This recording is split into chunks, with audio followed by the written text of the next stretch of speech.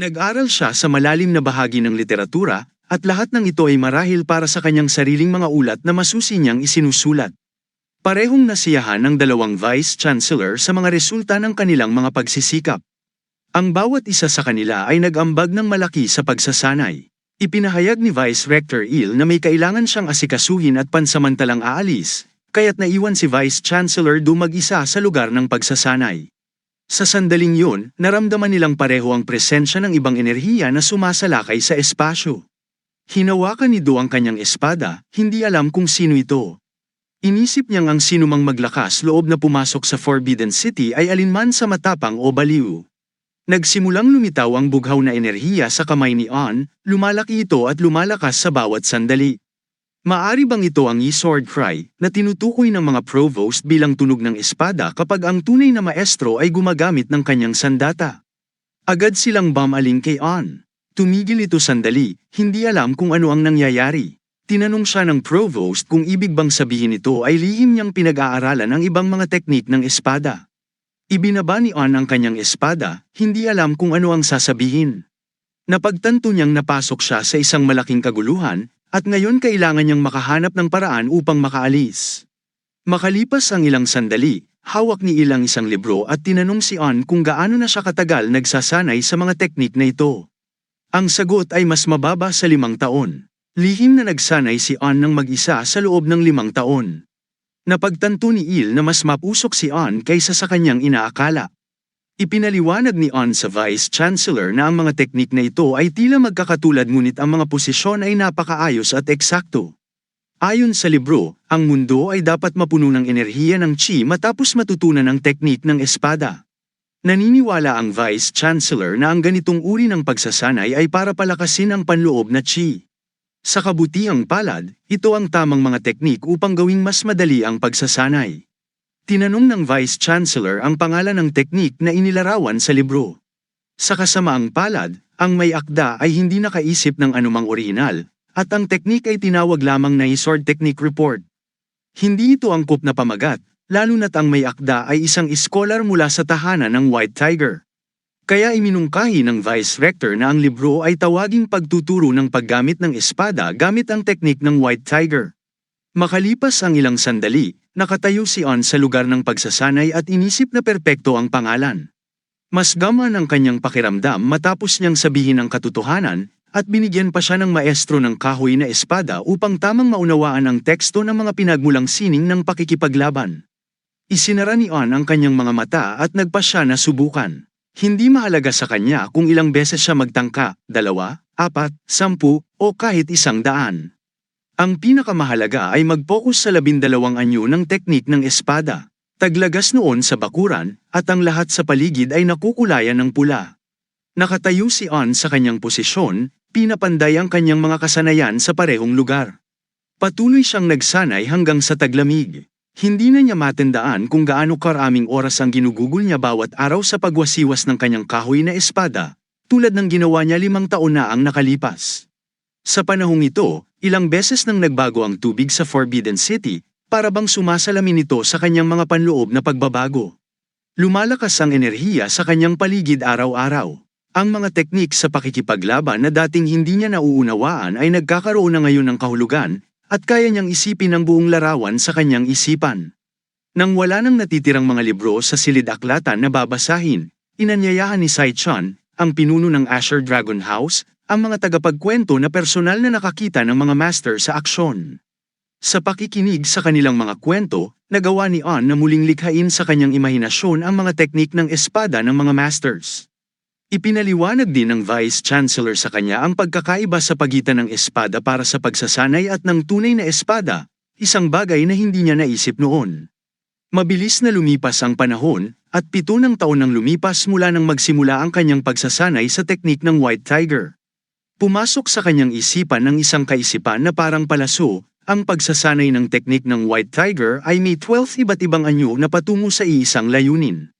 Ang ika-12 na anyo ay palaging tinatawag na tunay na unang anyo. Ang unang anyo ay may kasamang malumanay na mga hakbang at magaan na kaluskos, ang ika-4 na anyo ay tulad ng isang bahagyang ngiti sa mukha, at ang ika-9 ay nalilito dahil sa kanyang eleganteng kagandahan.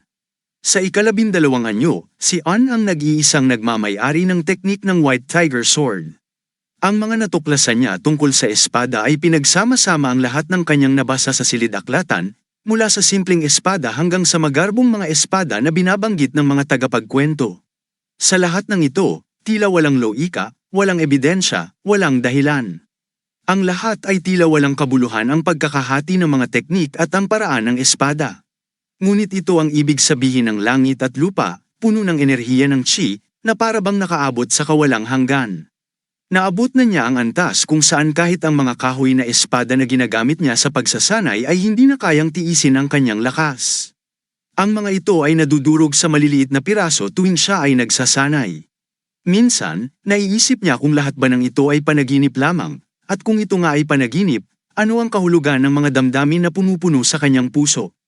Ang mga emosyong ito ay napakalakas na kahit isang luha ay pamatak mula sa kanyang mata, ngunit agad niyang pinakalma ang kanyang sarili, sinasabing, ayusin mo ang sarili mo, tao. Isang siyentipiko na may luha ay kaiyahiya. Gabi na at dahan-dahan ang lumalapit ang dapit hapon, ngunit hindi siya mapakali sa mga nawasak na kahoy na espada at hindi niya alam kung ano ang sasabihin sa Vice Chancellor. Sa kanyang daan, nakasalubong niya ang Vice Chancellor na bumati sa kanya ng magandang umaga. Tuluyan ang nawala ng konsepto si An kung araw ba o gabi na. Pagkatapos, sa Asher Dragon House, patuloy na nagsusulat ang mga siyentipiko ng kung ano sa papel. Isang lalaki ang lumapit sa kanya at tinanong kung ano ang mga balita tungkol sa mga duelo ng mga masters. Tila kayang magsalita ng lalaki ng walang katapusan. 7 taon mula nang magsimulang mangolekta at magtala ang iskolar ng mga kwento ng mga duelo ng masters mula sa mga saksi, at ngayon ay gusto na niyang matapos ito sa lalong madaling panahon. Sabik na siyang bumalik sa kanyang pagsasanay sa espada. Ang mahabang kwento ng batang lalaki ay nagtapos sa desisyon ng Shaolin na huwag makialam sa alitan ng kapangyarihan, ngunit mag-intervene upang pigilan ang patuloy na labanan ng mga Fractsion. Dahil dito, nagpa siya ang 2 Fractsion na magharap sa isang duelo kung saan 9 na estudyante mula sa bawat Fractsion ang naglaban. Pagkatapos nito, tinanong ng bata kung kailangan bang ailahad ang bawat estudyante, ngunit iniabot ng siyentipiko ang kanyang kamay at sinabing sapat na yun, nag-aalok na pag-usapan ang isang mas mahalagang bagay. Kaya't napagpasyahan ng bata na laktawan ang lahat ng mga detalye at magtuon sa pangunahing laban. Sa kabila ng kung paano lumaban ang mga estudyante, ang mga conclusion ay ibinase sa duelo sa pagitan ng mga pinuno, ang pinuno ng Iron Guild na si Master Moon Chol, at ang uno ng kilalang pamilya Morang, na opisyal na kinikilala bilang ang unang Danchu Morang Sword. Sila ay nagharap sa labanan, ngunit ang sitwasyon ay hindi pabor sa pamilya Morang. Matapos matalo sa Absurd, maraming maliliit na paksayon ang lumisan sa kanila, at ngayon kailangan nilang lumaban laban kay Sword Mu W. Chol. Tulad ng inaasahan, si Kale ang unang umatake, na nagbigay ng isang matinding suntok, ngunit mabilis na nakailag si Dano sa espada ni Moon Kale. Gayunpaman, pinigilan ni Dano ang daloy ng atake gamit ang isang eksaktong galaw ng espada. Gumawa rin siya ng ilang iba't ibang atake sa pagitan ng kanyang mga suntok. Ang lahat ng ito ay mukhang napakaganda, kahit ang siyentipikong nakikinig sa kwento ay labis na humanga. Pagkatapos, nagdesisyon ang siyentipiko na magbigay ng prediksyon mananalo ang Morang, ngunit natapos ang duelo sa pagkatalo ng unang opisyal na kinikilalang espada, si Dano Morang. Dahil sa pagkatalong ito, nawala ang posisyon ng makapangyarihang pamilyang Mong sa probinsya ng Henan. Tila imposible na natalo ang pinuno ng pamilya Mong, at naisip ni On na maaaring may hindi siya naintindihan. Ngunit tiniyak ng bata na nakita niya ang lahat ng nangyari sa kanyang mga mata. Naisip ni On na ang pinuno ng pamilya Mong ay hindi gumamit ng isang tiyak na anyo ng eskrima, at malinaw niya itong ipinakita sa pamamagitan ng pagguhit gamit ang isang brush sa hangin. Iniligin lamang ng bata ang kanyang mga galaw. Hindi alam ng bata kung anong anyo ng eskrima ito, ngunit ang opisyal na kinikilalang espada ay hindi ito ginamit sa laban. Hindi maintindihan ni On kung paano natalo ang unang espada. Paano nangyari yun? Patuloy siyang nakaupo ng mag-isa sa Belvedere ng Literary Depth. Iniisip ang tagpo kung saan nagwagi si Danchu Morang sa duelo gamit ang huling anyo ng eskrima, at tinanong niya ang sarili kung bakit naganap ang mga bagay sa ibang paraan. Habang iniisip ito, pumasok si Yunat Pak sa silid. Bumalik ka na naman ba para sa mga aklat para sa guro? Tanong niya kay On. Sumagot si Pak na narinig niya ang boses ni On habang dumadaan kaya't nagpasya siyang pumasok. Alam kong nag-aalala ka, pero huwag kang masyadong madismaya, sabi ni Pak. Sinimulan niyang ipaliwanag na ang desisyon tungkol dito ay ginawa ng mga nakatataas matapos ang malalim na pagsasaalang-alang, at binanggit din niyang malapit si Scholar On sa Vice Chancellor. Gayunpaman, nagsimula nang magsalita si Pak ng mga bagay na hindi maintindihan ni On, at hindi niya maunawaan kung ano ang nangyari kay Vice Chancellor Il. Napagtanto ni Pak na hindi pa naririnig ng siyentipiko ang balita tungkol dito. Nalaman ni Il ang kanyang sarili sa isang mapanganib na sitwasyon, higit pa sa inaasahan ni On. Siya ay nakulong. Sa narinig na ito, agad na tumakbo si On papunta sa kanyang guro. Tumakbo siya papunta sa mga rehas at tumingin sa pamamagitan ng mga ito kay Il, sinusubukang intindihin ang nangyari. Sinabi ng Vice Chancellor na hindi nararapat si On doon at pinaalis siya, ngunit hindi kayang iwan ni On ang guro na naaresto ng walang makatarungang dahilan. Ipinunto ni On na sa kabutihang palad, walang mahigpit na patakaran laban sa pagbisita sa mga bilanggo. Ngunit sumagot si Il na maaaring wala siya sa tamang pag-iisip, hindi simpleng basta dumalaw sa isang bilanggo na inakusahan ng pagtataksil.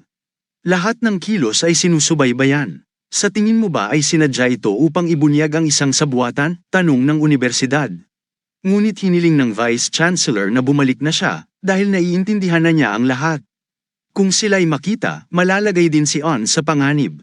Gayunpaman, sumagot si On na wala na siyang mawawala.